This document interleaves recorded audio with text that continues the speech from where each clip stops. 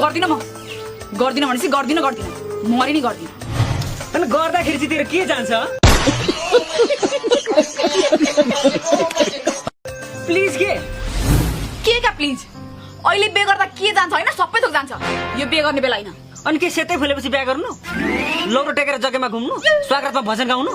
भजन गाकी rap गा मलाई मतलब छैन तर म अहिले मरे नि बे गर्दिन मरे नि बिहा गर्दिन अनि बाँचे त गर्छस् होला नि अनि तैले फेरि तिमीलाई चट्नी सम्झेछस् के हो किन चट्नी राख्छस् के तसा बे गरेर के पाउ बच्चा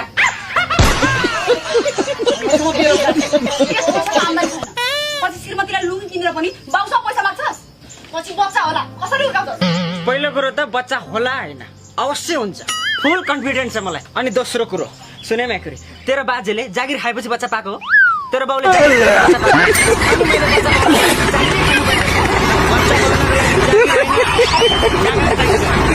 मैले बच्चा पाउने कुरा गरेको हैन हुर्काउने कुरा गरेको पाएपछि आफै हुर्किन्छ क्या बच्चा त तँ पनि एक्लै थिएस् गाह्रो छ तँलाई पनि म पनि कहिलेसम्म चाहिँ तेरो पछि लागेर हिँड्ने भन् त अब त उमेर पनि गयो नि हेर जतिसुकै चिप्लो घसे पनि नि म तसँग बिहा गर्दिन मसँग बिहा गर्दिन अनि अरूसँग चाहिँ गर्छस् पक्का अब हेर्दै म चाहिँ बिहे गरेर देखाउँछु देखो